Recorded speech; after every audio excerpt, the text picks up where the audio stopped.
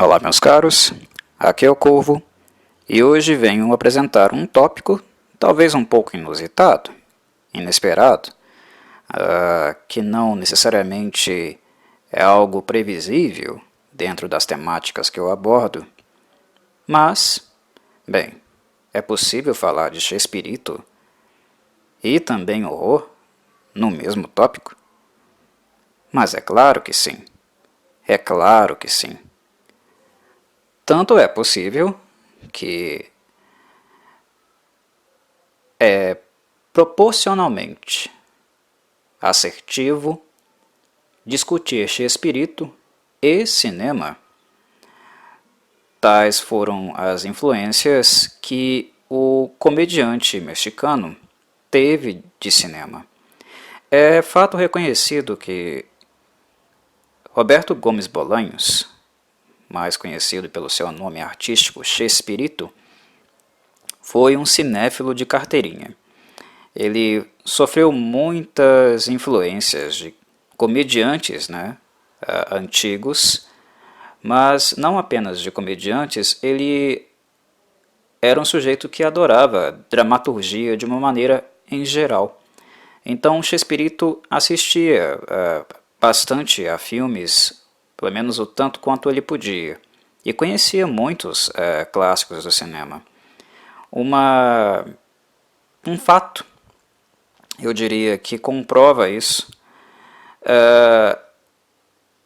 é justamente aquela sketch de, se eu não me engano, foram 5 ou 6 episódios para o Chapolin, que chama O Show Deve Continuar. Durante esses episódios, o que acontece no set, na verdade, é o Chapolin encontrando com um personagem mais velho, né, um zelador dos estúdios de cinema, e que ele passa a andar com esse zelador, no caso a personagem interpretada pelo Ramon Valdez. Chapolin e o Ramon passam a percorrer pelos cenários, pelos sets, relembrando histórias de vários filmes clássicos, inclusive das próprias influências do Chespirito, como o Gordo e o Magro, o Carlitos, do Chaplin, e cinemas de outras espécies, naturezas mesmo, como a história de Guilherme Tell, o folclore japonês. Então, Chespirito era um cinéfilo. Ele assistia muito a filmes, e dentro dessa gama de interesses dele estava certamente o gênero horror.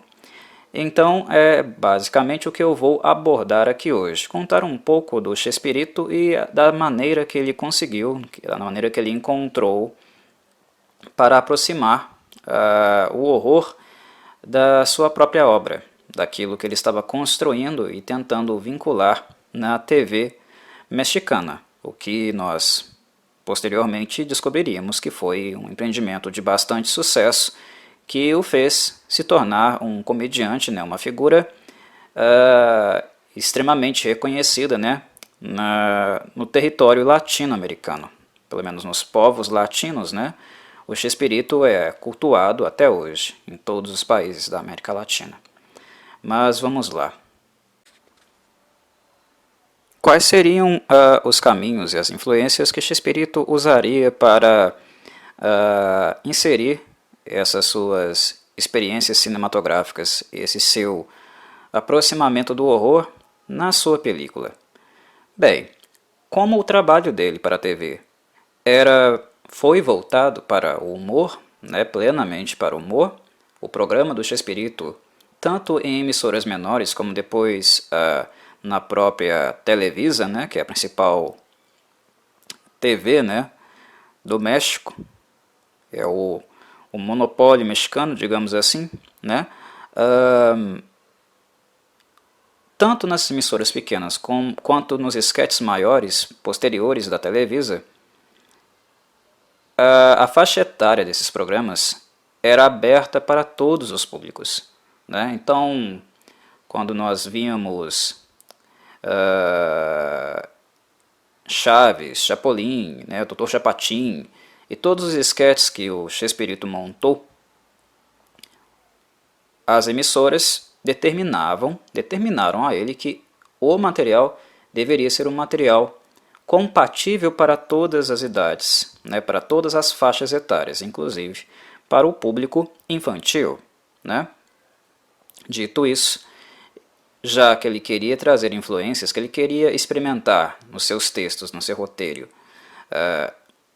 inserir nesse roteiro elementos do horror, influências que ele teve do horror, ele deveria fazer isso de uma forma mais leve, soft, humorada. E aí que o Chespirito toma um gênero, né, uma forma de narrar o horror, mostrar o horror, né, retratá-lo na sétima arte, que é um gênero do horror chamado comedy horror. Há quem acredite que o comedy horror seja uma aquisição, né, uma construção tardia no cinema, mas muito pelo contrário. Não apenas né, uma criação do cinema, não é. A comedy horror, na verdade, ela surge a partir da literatura. Muitos livros de horror clássico foram realmente o que inspiraram, né, o aparecimento, né, o tratamento da horror comedy, né. O primeiro livro mesmo que talvez deu uma brecha e que muito inspirou outras pessoas a explorarem paródias foi o próprio Frankenstein da Mary Shelley, né. Muitas paródias foram feitas em relação ao livro da britânica, né? E um outro autor também que foi alvo de muitas paródias em relação aos seus escritos, né, aos seus contos, foi o Edgar Allan Poe, né? Então, se nós partirmos da literatura para falar de comedy horror, talvez resida aí, nesses dois autores, muitas influências para que isso fosse feito tanto no campo literário como no campo cinematográfico. E no cinematográfico, nós veríamos isso acontecer onde? No cinema mudo, né? Então, estamos falando aí de primeiras décadas, né, dos anos 1900, né? Saindo da literatura e sendo retratada no cinema, a comedy horror, o horror comédia, certamente se iniciou com o próprio movimento cinematográfico, né? Que foi através do cinema preto e branco, do cinema mudo, né? Os filmes mudos, eles tinham muito essa característica do cômico, né? Haviam vários tabus, né? A sociedade era bastante conservadora, né? Purista, né? Purista e puritana, e não era típico dos filmes da época apresentarem um horror muito escrachado, né? Um horror muito, digamos, contraventor, devido aos vários tabus, né, que nós ainda podíamos perceber, né, identificar ali nas primeiras décadas dos anos 1900. Mas o cinema mudo, então, incorporou essas obras, esses livros clássicos, esses contos clássicos, numa forma de retratação mais humorada, né, através de películas mudas. Um exemplo que nós podemos citar, né, é certamente um filme de 1922 chamado One Exciting Night, né, ou Uma Noite de Terror, né, que ele ficou conhecido aqui no Brasil, né? Esse é um excelente exemplo para nós vermos filmes silenciosos sendo retratados em um formato comedy horror, né? Que mistura o horror e a comédia. O ponto de inspiração do Chespirito deveria ser por esse caminho, né? Então é daí que ele bebe, daí que ele vê uma possibilidade de incorporar o horror naquilo que ele queria fazer, nos próprios programas de humor que ele queria fazer, né? E isso torna, digamos, né, a comedy horror e o cinema que a explorou anteriormente, certamente foi o que, no campo da inspiração, né, da referência que ele necessitava, foi o que pavimentou para o Chespirito a possibilidade de incorporar o horror nas suas obras.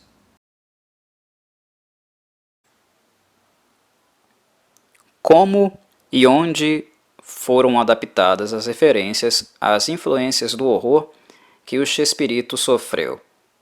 Em quais programas?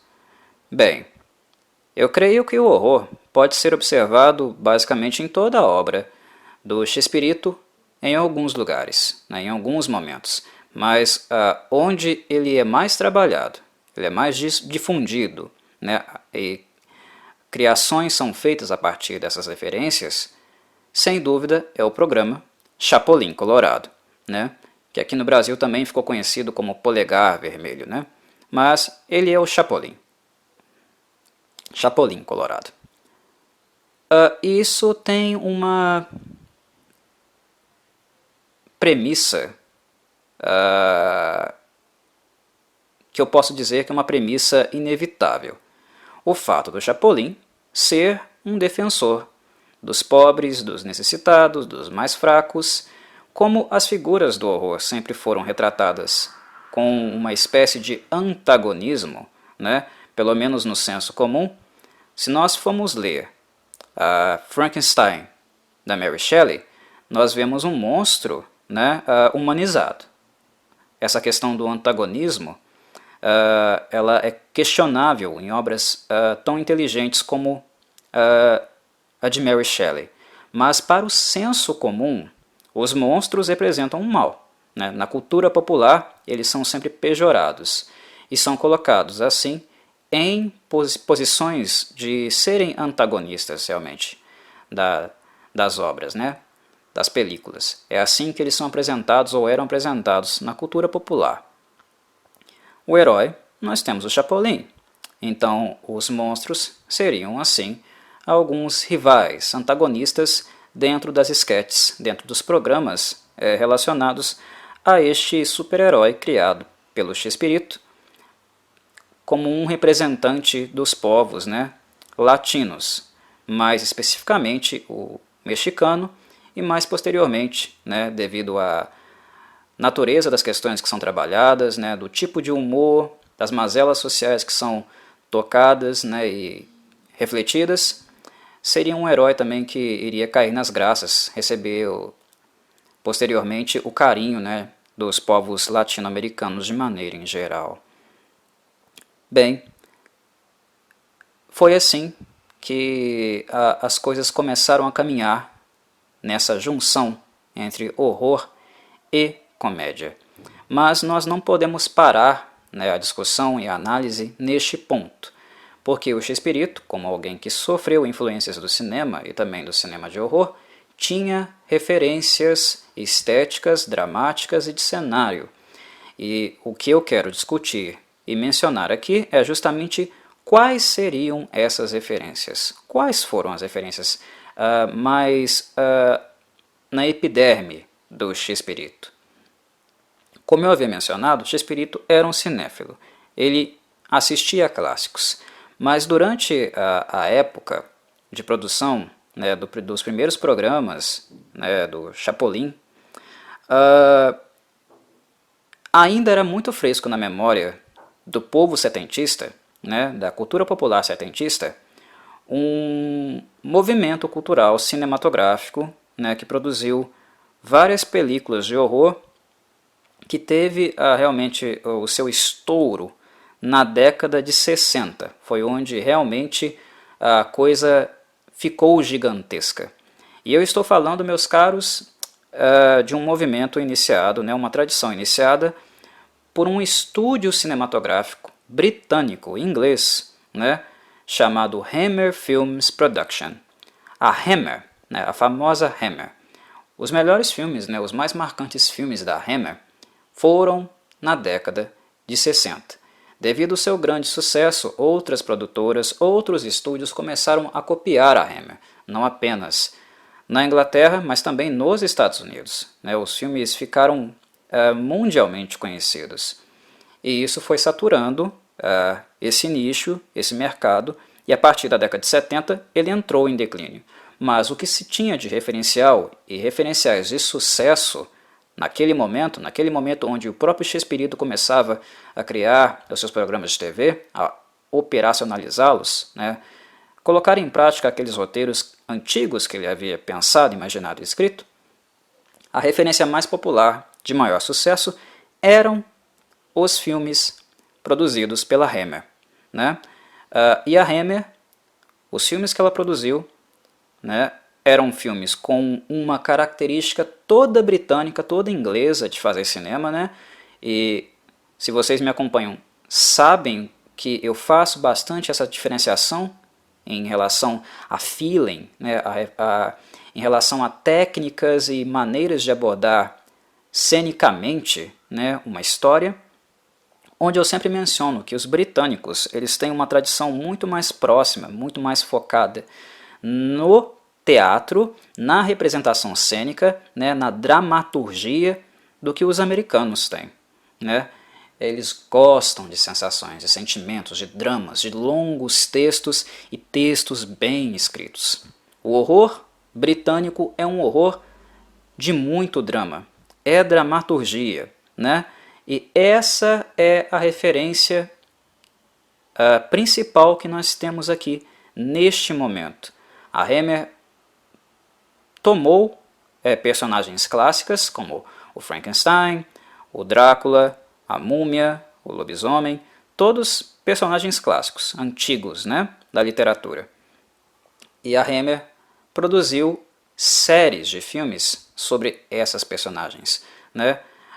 De mais sucesso com certeza foi do Drácula, né? Porque a Hammer, como uma empresa britânica de sede na Inglaterra e com a tradição cinematográfica inglesa, utilizou vários dramaturgos muito talentosos, marcantes. Na série do Drácula nós temos aí, por exemplo, né, a figura mais marcante, o ator mais marcante, né, desses filmes, o Christopher Lee, né, que atuava junto com o Peter Cushing, né, ou seja, grandes dramaturgos, excelentes textos e sempre textos adaptados. A Hammer fez vários filmes para um monstro, né? Foram vários filmes do Frankenstein, foram vários filmes do Drácula, né? E eles não filmavam sempre o mesmo filme. Eles tomavam o personagem e criavam histórias autorais novas para esses personagens, ou até faziam releituras da própria história que o Bram Stoker contou lá atrás, né? Então se tornou uma série realmente de filmes com histórias próprias, né? E com bastante uso de dramaturgia. E é esse ponto, são essas características que se tornam as influências diretas do Shakespeare. Tomar os monstros e criar novas histórias, histórias autorais, né? Histórias novas para inserir dentro da estética, né, que ele estava querendo criar, né? Aproximar essas criaturas, né, da comedy horror, né, do horror comédia. Uma outra característica que é muito clara nos episódios do Chespirito, né, na estética do Chespirito, é também o cenário, né? A Hammer é responsável por pegar esses personagens clássicos, né, e apresentá-los para o mundo, inclusive em filmes a cores, né? É uma coisa que é necessário dizer, né? As pessoas estavam acostumadas com filmes de terror, né, retratações desses monstros também em preto e branco, né, nas décadas anteriores. A Hammer traz a cores esses monstros. E junto com as cores vem também um trabalho muito meticuloso, muito bonito de produção, né, de cenário. Os cenários da Hammer eram suntuosos, né, eram muito bonitos, repletos de arte. O figurino era bonito, os objetos eram bonitos, tudo cheio de muita cor, né? E esse é um ponto que o Chespirito também sofre influência. Ele também vê esse tipo de cinema. Ele também se torna fascinado por essa arte sendo retratada nos filmes da Hammer. E ele traz isso para o Chapolin. E é uma das coisas mais fortes no Chapolin. Não é apenas o humor pelo humor, mas também os cenários de Chapolin. É claro que em comparação aos filmes da Hammer, os cenários de Chapolin, né, o set, é muito mais modesto, né? Não é o mesmo nível de investimento. Muitas coisas do cenário de Chapolin, por exemplo, são de isopor, né? Coisas para quebrar mesmo, com as cacetadas, né? Que ele toma, as presepadas que ele faz. Mas se você prestar atenção, tudo é muito bonito, mesmo com materiais simples, né? Dentro de um orçamento possível que a Televisa proporcionava ao Chespirito, tudo era muito bem feitinho, bem pintado, né? Bem arquitetado, muito bem organizado, né? E onde essa referência gráfica, né, esse interesse por trabalhar e construir um set adequado para criar uma aura, uma ambientação do horror e depois misturar com a comédia, isso era muito bem feito e certamente com influência da Hammer. E a Hammer também ajudou ao Chespirito, serviu como um referencial ao Chespirito para fazer as adaptações desses monstros que ela trabalhou para sketches do Chespirito. Né? Aí na tela eu coloquei para vocês alguns exemplos, né, dessas adaptações. Claro que o Chespirito teve várias e várias sketches repetidas com o passar do tempo, né? Ele começou a trabalhar não na Televisa, em uma emissora menor, com sketch com tempo reduzido. Na medida que ele foi contratado pela Televisa, os sketches passaram a ser maiores, né, com mais tempo de tela, com 20 minutos de duração, né? E depois, futuramente, com as mudanças de elenco, o Chespirito voltou a fazer novamente reinterpretações desses episódios com outros personagens, com uma modificação aqui e acolá. O Chespirito ele começa muito criativo, mas nós percebemos nele que chega um determinado momento que ele satura, que a criatividade dele decai. Ele passa a repetir, né, a refazer várias e várias vezes os mesmos sketches, ele deixa de escrever, né? Mas pelo menos no princípio da década de 70, a década de 70 é a década de ouro do Chespirito. Ele escreve textos muito bons, muito bem humorados, com esse clima de horror, nós sentimos que é comédia. Nós rimos dos episódios do Chespirito, mas ao mesmo tempo eles estão ambientados em cenários de horror. E ele utiliza os monstros que a Hammer utilizou e com um pouco da estética que a Hammer também deu para eles, né? O jeito de se apresentarem. Por exemplo, comecemos aí na tela, temos o episódio O Vampiro, né? Está aí no canto esquerdo superior. O vampiro, nós olhamos para a personagem e vemos a capa, né? O traje negro, as luvas brancas, tem muito de Hammer nisso, né? É um episódio, inclusive, muito engraçado, né? Porque o que o Chapolin encontra como artifício para derrotar o vampiro é adiantar as horas, né? Não sei se vocês lembram desse episódio. Ele vai até o relógio, avança os ponteiros, o dia nasce e o vampiro é derrotado. Aí do lado nós temos o Frankenstein, né? No episódio Por Favor, é aqui que vive o morto, que dentre os episódios nós tínhamos realmente um monstro, né, de fato, né, que é o Frankenstein, sendo aí interpretado pelo Ruben Aguirre, né, no caso um cientista maluco, né, obviamente inspirado no Victor Frankenstein, que tinha na verdade uma alcova num cemitério, né, um cemitério assombrado que acaba resultando no encontro dessa alcova, desse cientista maluco e do Frankenstein lá no cemitério. Abaixo nós temos a múmia, né, uma múmia bem rameresca mesmo, né, uma múmia que sai do sarcófago, que procura vingança, né, no episódio As Pirâmides do Egito. E também temos o lobisomem numa estética bem da Hammer também, porque é um lobisomem mais humanoide, né, ele não é uma criatura gigantesca, avantajada, como nós vemos ela ser representada mais modernamente, né? A licantropia moderna, ela modifica praticamente toda a estrutura corporal do lobisomem, né? Ele fica grande realmente, avantajado. A licantropia é hoje algo que salta aos olhos do ponto de vista técnico. Mas na tradição da Hammer, na influência da Hammer, o lobisomem ele era um humanoide de tamanho normal, mas cheio de cabelo, né? Muito peludo. E o Ramon Valdez, né, com essa cara de chimpanzé reumático que ele tinha, como dizia o Chespirito, ele era perfeito, né, para interpretar esse lobisomem, né, esse aspecto lupino que a personagem tinha. Né.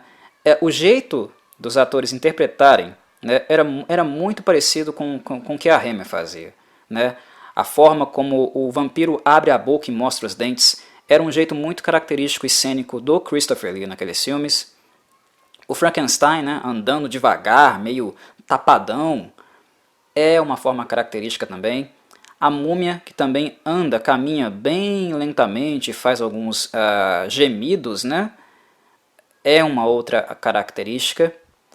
São elementos claros de influência que nós vemos permearem o imaginário, né, o conceito que o Chespirito tem em relação ao horror.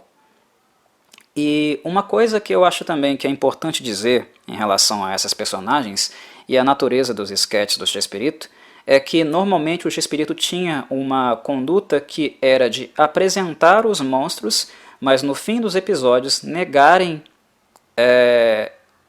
tudo, ser negado no sentido deles não serem exatamente o que eles parecem que eram. Né? O que eu estou tentando dizer é que os episódios são ambientados dentro de um clima de horror, com bastante comédia, mas que no final nós descobrimos que o monstro, na verdade, não era um monstro, era um charlatão, né? Ou então alguém que se passava por um monstro. Eu penso, é uma coisa que me leva a pensar, realmente eu reflito sobre isso, que o Chespirito ele estava filmando, ele estava produzindo um seriado, episódios para a TV e também para o público infantil. Na mesma época, na verdade a partir de 1969, né, uma série infantil estourou nos Estados Unidos e no mundo. Né? Eu estou falando de Scooby-Doo. A Hanna-Barbera Productions, né, tinha como Scooby-Doo um cartoon como um carro-chefe. Né? A Scooby-Doo fez com que a Hanna-Barbera ficasse ainda mais importante do que era. E é uma característica, né, do cartoon, do desenho do Scooby-Doo, né, desde 69, né, ter esse tipo de desfecho. Né? Não era um monstro. O monstro assustou todo mundo, né, perseguiu todo mundo durante o episódio inteiro, mas no final o monstro não era um monstro, era um humano ou alguém que se passava por um monstro. Eu não estou dizendo que o Chespirito copiou o Scooby-Doo, né, as ideias do Joey Ruby e do Ken Spears, que foram os criadores do Scooby-Doo, mas eu imagino que possa ter sido algo que ficou, né, enquanto uma referência infantil, algo que ficou no inconsciente do Chespirito. Mesmo ele não querendo copiar diretamente, né, não tenha sido essa a intenção, é algo que é muito feito, né, muito difundido e modelo de sucesso que fica mesmo no inconsciente, né, nas ideias, nas visões que nós temos sobre como retratar essas coisas, né, retratar esses fechamentos, né, esse horror, como de maneira em geral. Né. E nos episódios do Chespirito nós vemos exatamente isso. No episódio, por exemplo, do vampiro, tratava-se de um louco que achava que era vampiro. Né? Ele não era vampiro de fato. Nas pirâmides do Egito, na verdade, as pirâmides estavam sendo atacadas, né, por ladrões, né, que queriam roubar a múmia real, né, e a múmia que ficava andando no set, na verdade, era o Carlos Villagrán, que tinha sido pego pelos assaltantes, né, e colocado aí nos panos, né, foi substituído pela múmia, por isso que ele ficava gemendo. Né. E no caso do lobisomem, o Ramon Valdez tratava-se de um humorista, alguém que fazia-se passar pelo lobisomem. Né. Então é algo bem Scooby-Doo mesmo. No final, o monstro não era um monstro, mas alguém que fazia-se passar ou, devido a uma circunstância, havia representado um monstro de alguma forma, né? Alguma circunstância forçada, como por exemplo aí no episódio das pirâmides do Egito.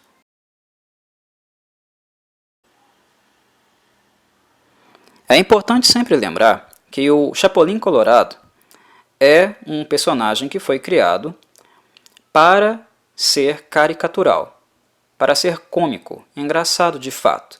E muito se dá pelo fato dele ter que ser um super-herói, só que ele não tem as características típicas de um super-herói. Ele não é forte, né? Ele não é alto, ele não é corajoso. Na verdade, corajoso ele é, mas eu vou explicar por quê. Mas digamos que ele é baixo, magro, burro, né? Inclusive há textos no Chapolin Colorado, né? Nos episódios do Chapolin Colorado, que os personagens falam exatamente isso mesmo, né? Eles ofendem o Chapolin. Jogando na cara dele, né? Que ele é fracote, que ele é magrelo, que ele é baixinho, que ele é medroso. E o Chapolin é extremamente medroso. Ele borra as calças, né? E o horror sendo representado nessas películas incrementa muito a aura desses episódios. Inclusive o potencial cômico deles, né? Porque o Chapolin é medroso pra caramba, né? Só que o Chapolin é extremamente corajoso. Por que ele é extremamente corajoso? Porque coragem, né, não significa fazer tudo e enfrentar tudo. Mas coragem é, na verdade, no momento de angústia, né, de insegurança, de medo, conseguir progredir, avançar mesmo assim. Isso é corajoso, né? É quando você está em desvantagem, né, conseguir, mesmo com medo, né, mesmo estando em perigo, inseguro, conseguir progredir, não paralisar, conseguir seguir em frente. É isso que é a marca da coragem, né? E essa é a marca do Chapolin Colorado.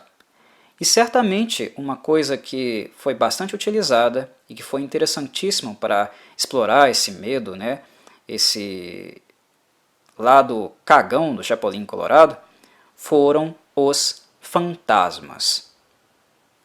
E eles foram usados de maneiras bastante diversas, né? Um dos episódios que está aí na tela, né, que eu retratei aí na tela, é justamente o sketch do fantasma do Riacho Molhado.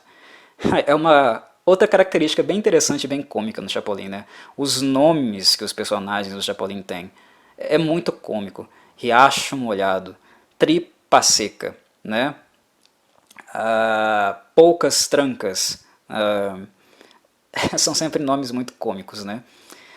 O Riacho Molhado era um fantasma de um índio, né? De um índio matador, né? O temível Riacho Molhado, né? Que aparecia nessa cabana aí, em algumas circunstâncias, né? Aí ele foi interpretado pelo Carlos Villagrán, né? Nessa imagem que eu deixei aí à mostra. Peles vermelhas, inclusive, era uma coisa bem cultural, muito próxima, né, da cultura dos mexicanos. Eu gostava desse aspecto no Chespirito também, na forma como ele aproveitava elementos da própria cultura dele em diálogo com outros, né? Fazia adaptações, mas sem deixar aquela aura latina, né? Aquele espírito latino ir embora, né? Ser sufocado pelas referências, pelas influências estrangeiras. Traz elas junto, né? Para junto da cultura, né, dialoga com elas, mas usando elementos culturais mesmo, do seu povo, né, das suas origens, da sua cultura, e isso o Chespirito fazia bem, né, tá aí o Pele Vermelha. Os Peles Vermelhas, né, os índios, na verdade a cultura índia é repleta de riquezas, uma riqueza que nós não temos muito contato porque os brancos mataram e destruíram tudo a respeito deles, né, da cultura deles, e continuam fazendo isso, infelizmente. Mas a cultura dos índios é repleta de mitologia, né? De deuses, de monstros, de crenças, maldições, é riquíssimo, né? E ver isso sendo representado no episódio do fantasma do Riacho Molhado é bem interessante, né? É algo que eu realmente aplaudo, né? Trazer a ótica, né? Um pouco dos elementos indígenas para o horror também, porque eles têm. Apenas não damos valor, jogamos fora, né, trucidamos, matamos a cultura deles. Um outro episódio que é muito interessante, muito marcante, é o episódio chamado O Tesouro do Pirata Fantasma, né? o episódio lá dos 14 tatas, né? O meu tataravô, né? Que o Carlos Villagrán ficava falando, né? Que supostamente era esse pirata aí, o Alma Negra. Um dos nomes de personagem mais marcantes também da série, né?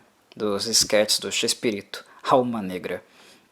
Que era sempre interpretado, esse personagem era sempre interpretado pelo Ramon Valdez. E é interessante nesse episódio porque o fantasma, né, que é justamente o tema desse meu bloco aqui agora, né, o uso dos fantasmas na obra do Chespirito, o fantasma desse episódio é muito interessante. Nós vemos o Ramon Valdez bem desfocado, né, com uma aura bastante fantasmagórica mesmo, né. Ele dá saltos, pula de um lugar para o outro, atravessa paredes. E isso é uma das coisas que fascinava mesmo para a época no Chespirito. Eram coisas técnicas muito simples, né, mas que fascinavam a gente, né, devido a resultante mesmo das coisas que eles conseguiam fazer, né, os efeitos especiais que eles aplicavam. Não eram de outro mundo, mas para a época, para aquilo que as pessoas tinham acesso, eram coisas fascinantes, né, de serem observadas. E nós estamos observando aqui justamente em um contexto de horror e comédia, né, que era uma coisa ainda mais diferente ainda. É um episódio muito engraçado, né, esse do Tesouro do Pirata Fantasma. Um outro marcante que também envolve fantasmas, né, ou aparições, é o episódio chamado Em Casa de Fantasmas Até os Mortos se Assustam, né, que é justamente quando o Carlos Villagrán vai com a Florinda Mesa dormir numa mansão, porque segundo o testamento do falecido, né, o Carlos deveria dormir nessa casa para receber ela de herança, né, e essa casa já era muito tempo velha, decrépita, e quando o dono dela morreu, os empregados ficaram nela, e eles não tinham para onde ir, né, eram pessoas pobres e tal, e esses empregados começaram a utilizar alguns artifícios para tentar espantar os dois, e nisso eles chamam o Chapolin, né. Nesse episódio nós temos uso de várias figuras fantasmagóricas, né? Além daquele velho esquisito, né, que procura dinossauros na chaminé, né, no telhado, as demais têm um contato com o paranormal, né, com o sobrenatural, que é esse esqueleto aí que sempre aparece e desaparece quando o Chapolin está por perto, né?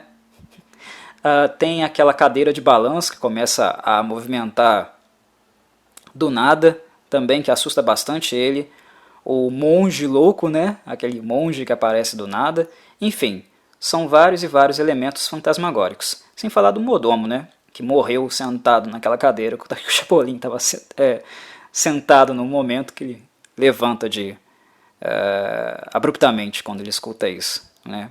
O mordomo zumbi. É um episódio também muito marcante. E por fim tem um episódio mais posterior, né, que inclusive data de um momento que o Carlos Villagrán já tinha saído da série, né, mas se eu não me engano existe uma versão também com o Carlos Villagrán, alguns anos antes, que chama Nós e os Fantasmas, né, que na verdade acontece realmente num teatro, num palco, que aparecem fantasmas e alguns dos personagens agem como fantasmas, né, como se fossem mortos, mas que não conseguissem deixar o teatro. Tem um pouquinho, né, de uma aura fantasmagórica mesmo lá, do Fantasma da Ópera, mas basicamente os efeitos que são utilizados são muito parecidos com o que foram utilizados no episódio do Tesouro do Pirata Fantasma, mas não com as personagens em si, né? Não com Ramon Valdez, mas com efeitos gráficos mesmo, estátuas, né, fantasmagóricas que apareciam em um lugar e outro. E o Ramon Valdez faz, né, um diretor, né, de teatro, né, um escritor, roteirista de teatro, né, o Máximo Ventura, que era um cara que não conseguia supostamente deixar, né, o teatro, ou de montar as suas peças para ele mesmo assistir. Há uma característica muito semelhante aqui, né? O Chespirito é conhecido por isso, ele recicla muito as suas ideias, né? Muitas das ideias dele, mesmo que os episódios mudem, né, sejam diferentes uns dos outros, algumas ideias são sempre recicladas, sempre reutilizadas.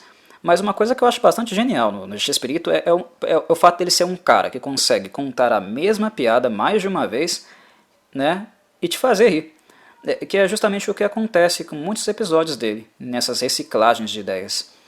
E dois desses episódios, né, que é o Tesouro do Pirata Fantasma e o Nós e os Fantasmas, o que o Chespirito insere, né, como elemento é que as imagens, né, os fantasmas eram produzidos por efeitos eletrônicos, né, voltando àquela lógica, né, de no final dos episódios, né, nós vermos, né, acontecer, como acontece no Scooby-Doo, que o fantasma em si não era um fantasma, mas eram pessoas tentando fazer, tentando se passar por fantasmas, né, ou afastar alguém por algum motivo. O Riacho Molhado era um ator, né, o pirata, o Alma Negra lá do Tesouro do Pirata Fantasma, era alguém querendo se apoderar de uma riqueza, né, de um tesouro que lá estava de fato, né, e entretia o rapaz que estava tentando pegar o tesouro, fazendo ele cavar em outro lugar. Em Casa de Fantasmas, Até os Mortos se Assustam, eram lá, né, os funcionários da casa, e Nós e os Fantasmas também tratam-se de pessoas. Ou seja, mantém-se a lógica, mantém-se aquela coerência que ele tinha, né, ao desmistificar o mito.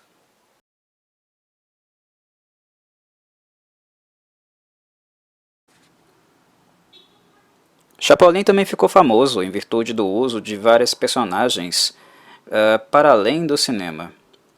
E como as personagens do cinema saíram da literatura, a maior parte delas, né, havia algumas outras que não necessariamente eram contempladas em estúdios ou não tinham tanta visibilidade assim. Mas se nós pararmos para pensar do ponto de vista literário, elas tinham e muito, né? E um impacto muito forte nas culturas dos seus determinados específicos países, né? Chespirito, né, o Roberto Gomes Bolanhos, também trouxe, aproximou essas personagens, né, da sua obra para dentro do seu molde, do seu estilo. E as principais eu acredito que sejam elas que eu estou representando aí na tela, né? A começar pela bruxa, né? Que no caso é a referência, né, a simbologia, o significado mais recente, no caso, né, historicamente, da bruxa ocidental, que é justamente a bruxa, aquela bruxa que foi pejorada, né, perseguida, demonizada pela cultura ocidental, e mais especificamente, né, de forma mais bruta, mais persecutória pela igreja. Mas é a ideia mesmo da Wicked Witch, né, ocidental. As bruxas são mais antigas, né, do que todos os sistemas de governo e sociedades que ainda restam na humanidade. Elas são tão antigas quanto a própria história da humanidade. As bruxas são globais, né? As suas práticas, aglomerações, a cultura e conhecimento foi registrada, né, em praticamente todas as culturas do mundo.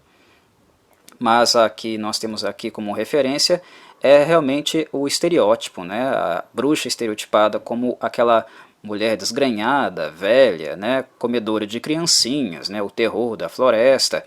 Realmente a Wicked Witch, né? Como nós víamos, por exemplo, nas narrações, né? Nas escritas dos irmãos Grimm. É essa que está sendo representada aqui de forma humorística, mas ainda assim ela é uma criatura, né, alguém a ser temido. E por isso que eu acredito que entra, né, perfeitamente no escopo aqui das representações do horror, que é a proposta do tópico. E nós temos aí a bruxa Baratuxa, né, a personagem que o Chespirito criou com as suas próprias magias, encantos, inclusive uma própria palavra cabalística, né, que ficaria muito famosa aí, entre os fãs da série, né? Diferente de Abracadabra, Ocus Pocus, a bruxa Baratuxa tinha uma palavra cabalística própria, né, que era Parangaricotihimihuaru. Quem conhece a série vai lembrar, talvez com um sorriso no rosto, dessa palavra difícil de pronunciar, mas ao mesmo tempo bastante cômica. Uma outra entidade, né, uma outra personagem é certamente, né, o abominável Homem das Neves, né, a personagem, criatura que também dá nome, título ao episódio. E novamente, por ser peludo, né, claro, tinha que ser representado pelo sujeito aí, né, com cara de chimpanzé, o nosso caro, querido Ramon Valdez, né? Esses papéis eram todos destinados a ele. Era uma repetição, né? Se o bicho era peludo, se assemelhava a algum animal, né? Era sempre o coitado do Ramon Valdez que tinha que interpretar essas personagens.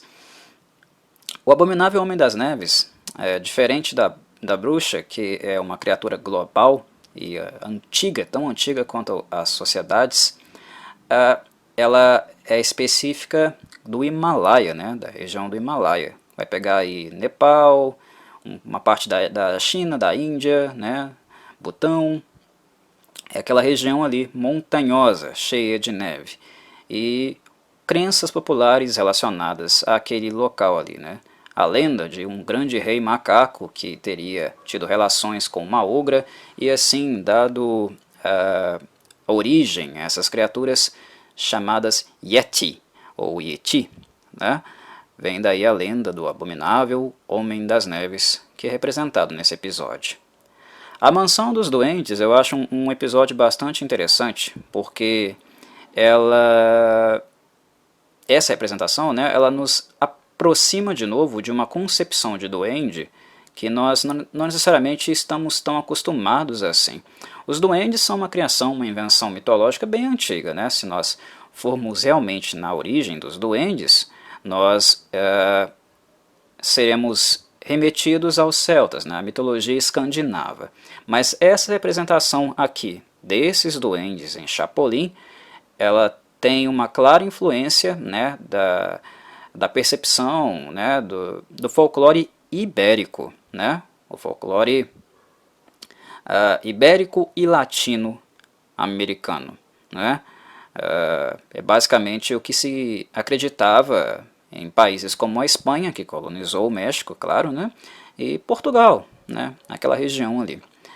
E esse tipo de duende, diferente dos duendes escandinavos, que são criaturas mais voltadas aos ambientes naturais, né, mais naturebas, são criaturas bem urbanas, né, voltadas para o cotidiano, que aparecem em casas, né, criam muitos efeitos que são difíceis de serem explicados fisicamente, né, eles desafiam as leis da física, né, aparecem, desaparecem, conseguem levitar objetos, e são criaturinhas muito travessas, né. Os duendes são a representação do caos, e de um caos que é cotidiano, urbano, né, familiar, ali das casas, né, são os culpados, né, ou aqueles que são culpabilizados, né, por coisas esquisitas que acontecem no dia a dia, coisas que somem, né, objetos que estragam, são criaturinhas voltadas mais para a travessura e o caos, e sempre pequenininhos. Uma coisa que eu gosto bastante nesse episódio é o fato dele usar fantoches, né, bonequinhos mesmo que você manuseia com as mãos. Isso é bastante interessante no episódio. Essa abordagem orgânica, né, bem motriz, é bem gostosa de assistir, pelo menos para mim até hoje, né? E nós podemos ver também que a representação dos duendes em Chapolin não tem apenas um estereótipo étnico, né? Eles não têm apenas uma característica. Eles são sempre meio feinhos, né? Mas tem duendes com cara de animal, tem por exemplo, esse capetinho aí que aproxima a algo mais da cultura cristã, um bichinho narigudo aí do lado. São bonequinhos, né? Com várias e várias características, mas dentro do conceito ibérico dos duendes, um conceito mais urbano. E por fim, nós temos algo, né, de origem alemã, que é justamente representado aí, né, pela personagem que nós estamos vendo na tela, que é Mefistófeles, no capítulo, né, no episódio De Acordo com o Diabo, que nada mais, nada menos é do que uma adaptação, né, do famoso Fausto, né, da tradição da cultura alemã, que narra, né, basicamente as relações entre Fausto e Mefistófeles, né, que basicamente é o diabo, e como Fausto engana o diabo, né?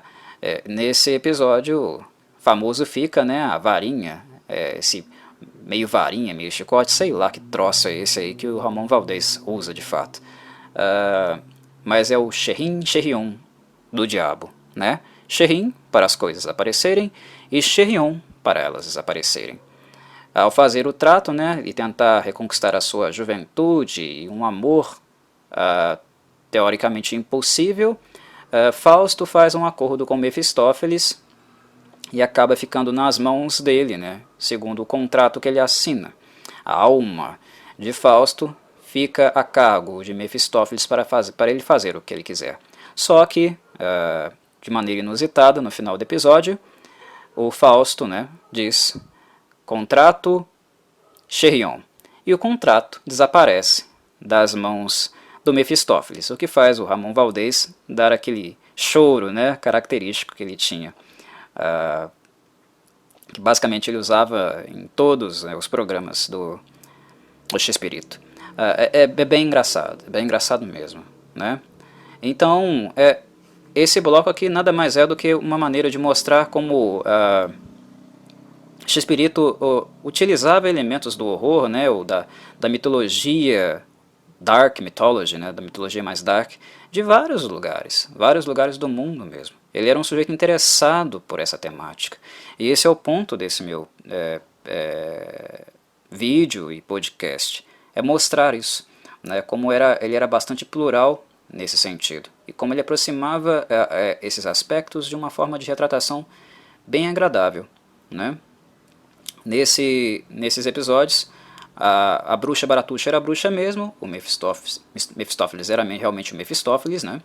Mas o Yeti, no caso, novamente era um ator se passando pela criatura, e no caso da mansão dos doentes, retorna aquele elemento tecnológico que os bonequinhos eram controlados, né, eletronicamente. O cara vendia a casa, usava as marionetes para assustar os novos inquilinos que vendiam barato para ele, e ele voltava a vender depois. Era um negócio econômico.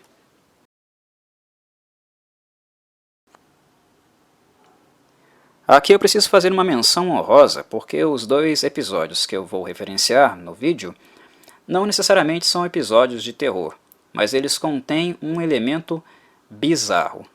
É realmente bizarro, a ponto de me fazer cogitar, né, usá-los aqui, representá-los aqui, o que eu decidi por fazer, por causa do efeito que eles causam no público.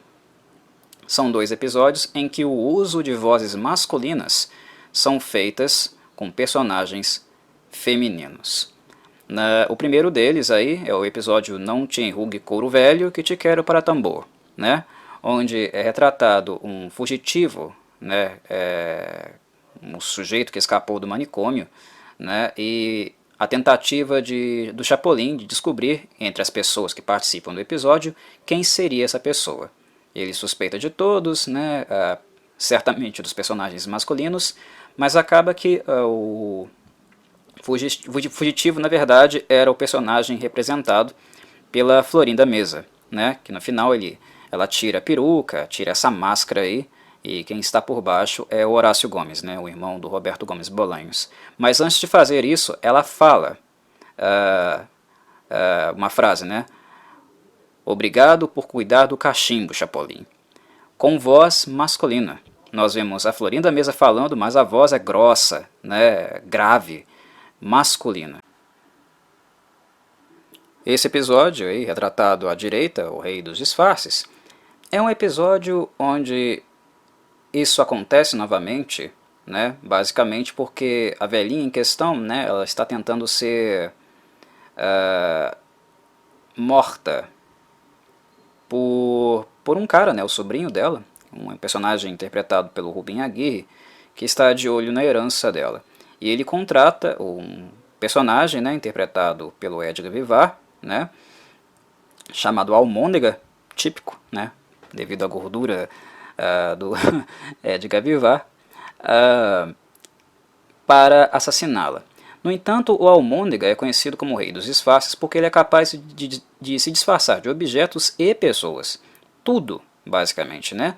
Então, o episódio vive trocando de figuras, né?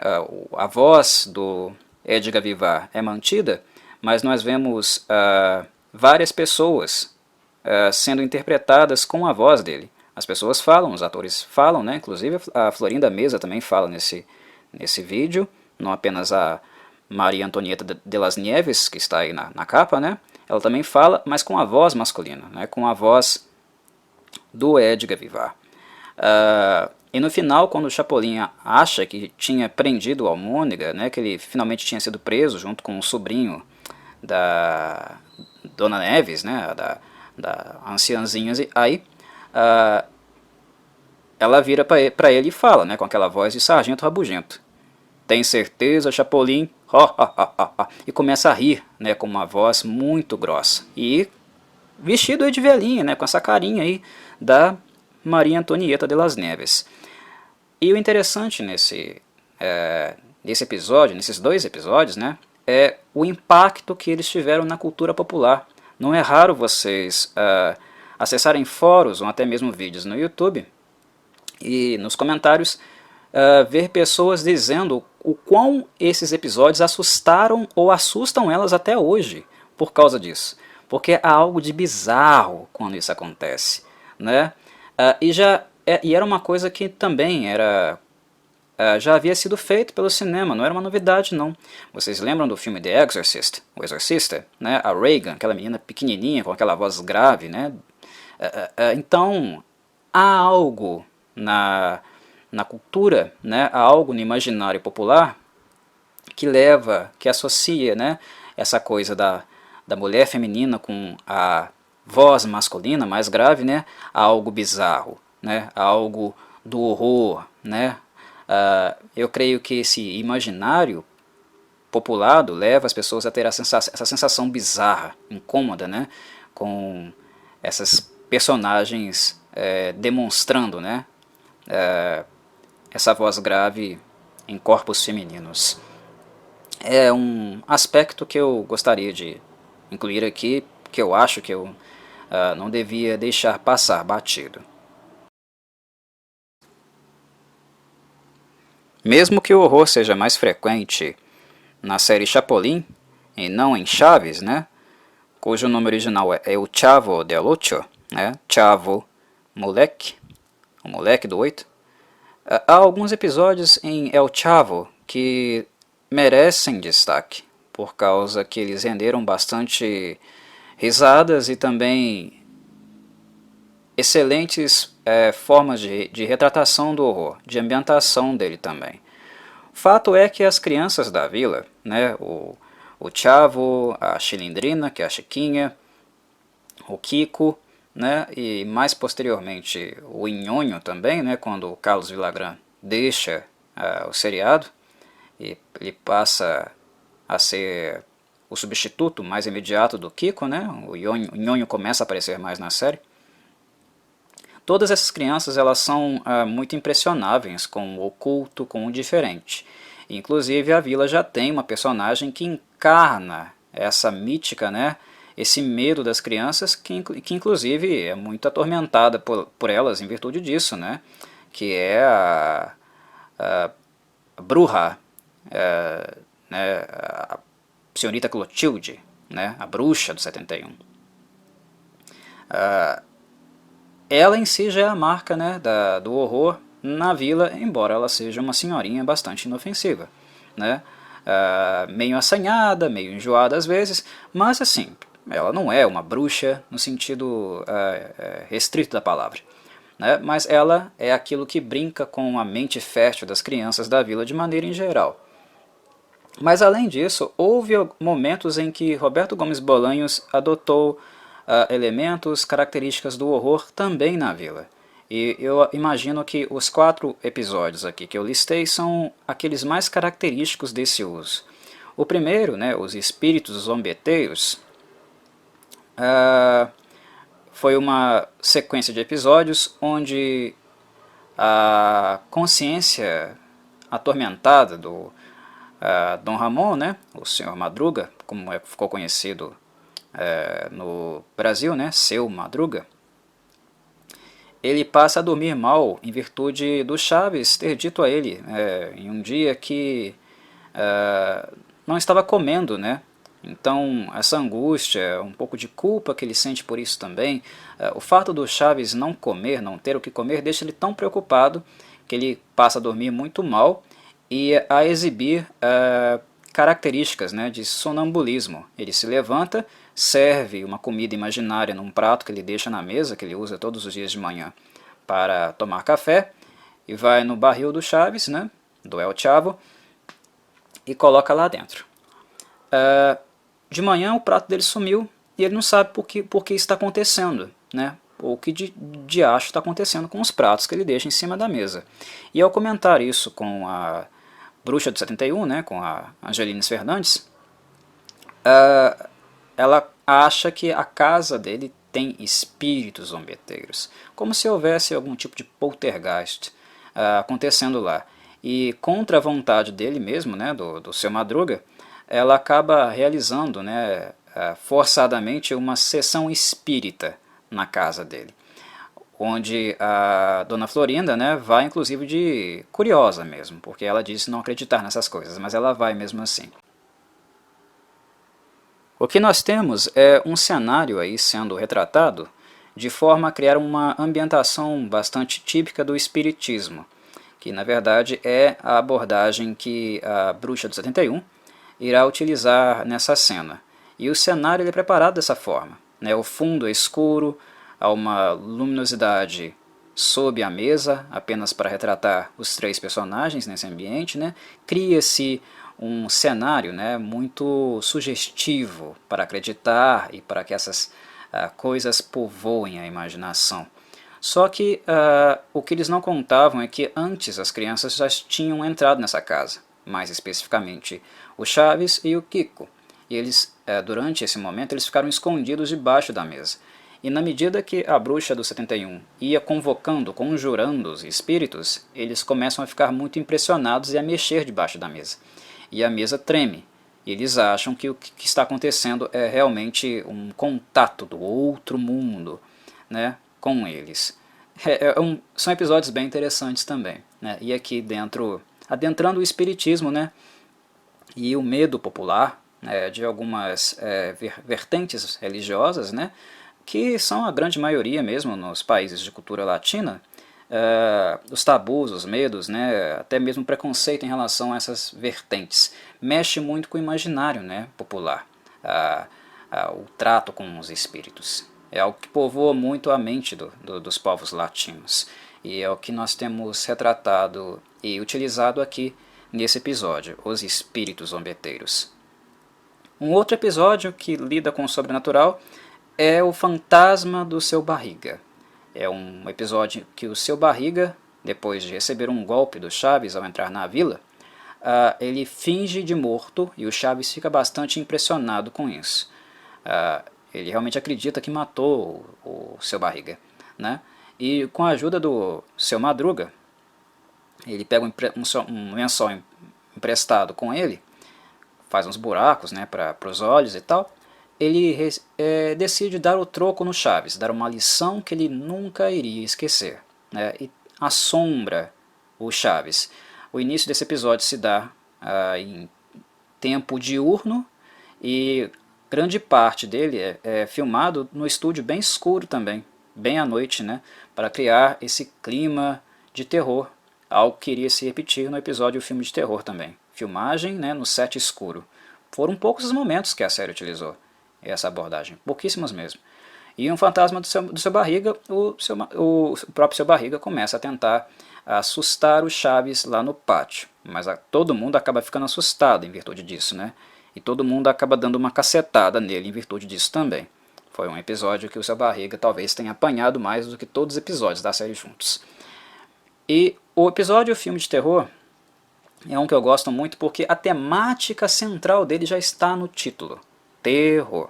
É isso que vai ser abordado aqui. E esse episódio é divertidíssimo, né? Porque as crianças querem assistir televisão e não podem. A Chiquinha quer assistir filme de terror e leva o Chaves para que ele fique impressionado e assim ela possa fazer bullying com ele, né? E são vários elementos que são utilizados aqui. A própria bruxa de 71 é um dos elementos, né? Uma das características centrais desse episódio. A maneira como as crianças ficam impressionadas com ela. O Kiko e o capacete, entre aspas, de astronauta, que ele usa, né, o cabeção, essa máscara medonha aí da Chiquinha, uma foto da Dona Florinda com cara rabugenta, enfim, são vários elementos que eles usam. Um lençol, é um episódio voltado para assustar as pessoas, né, para impressionar as pessoas, e filmado em ambiente noturno também. E por fim, talvez um dos episódios mais notórios e mais marcantes na mente de quem assistiu, né, as obras do Chespirito, não apenas El Chavo, né, mas um dos episódios mais marcantes mesmo dos trabalhos dele é justamente o episódio A Casa da Bruxa. Ele é marcante porque El Chavo sempre tem um cenário recorrente, né, que é a vila. As casas da vila, os dois pátios, né, às vezes saem um pouco, né. Quando o Seu Madruga, por exemplo, é fotógrafo, filma-se em ambiente externo, né, fora da vila. Quando esquetes voltadas para o professor Girafales, né, temos a escola, mas a maior parte do tempo os episódios são feitos em um cenário que não muda, um cenário constante. E a Casa da Bruxa é um episódio marcante porque esse cenário muda. Ele é ambientado, ele é retratado com os moldes e com as influências dos episódios de Chapolin, que por sua vez também tinha uma certa influência do estilo estético Hammer de ser, né? Então esse episódio é muito interessante. As crianças elas imaginam que estão entrando dentro da Casa da Bruxa, né? Aí aparece a figura do Satanás, que uma coisa que merece ser dita, né? Erros de continuidade existem aos montes em Chaves e Chapolin. Chaves, no caso, né, que é uma série que tem princípio de continuidade, já que Chapolin é um episódio para cada história. Há vários e vários furos. Satanás foi um cãozinho, mas nesse episódio ele é um gato. E a gente vê ele levitando, assim como a vassoura da bruxa também levita, né? Vemos o bonequinho do Seu Madruga sendo jogado no caldeirão, a Angelines Fernandes rindo de uma maneira macabra, né, vestida, trajada de bruxa, o Chaves fazendo sinal da cruz a todo instante. É muito cômico, é muito engraçado, porque também é repleto de elementos artísticos, elementos de cenário, que foi algo muito riquíssimo em virtude deles estarem sendo feitos na série El Chavo, devido às características que essa série tem, né? Deu uma amplificada no episódio como um todo, e acabou se tornando realmente um episódio muito, muito marcante mesmo. Para todos que assistiram, cresceram assistindo El Chavo del Ocho, né? Muito bem, meus caros, era essa a minha proposta nesse tópico, nesse vídeo, apresentar e falar um pouco sobre esses traços do horror na obra do Roberto Gomes Bolanhos, o querido Chespirito, que já se foi. Espero que tenham gostado, visto que se tratava de um personagem, né, e de um comediante muito querido pelos brasileiros. Eu achei plausível, né, assertivo talvez, mencionar o horror falando dele também, né, e mostrar outras facetas também, né, que envolvem o horror, né, como também a comedy horror, né, algo mais leve, mais brincalhão, maneiras diferentes onde o horror se manifesta, né, na cultura de modo em geral. Espero que vocês tenham gostado. Fico por aqui. Um abraço do Corvo.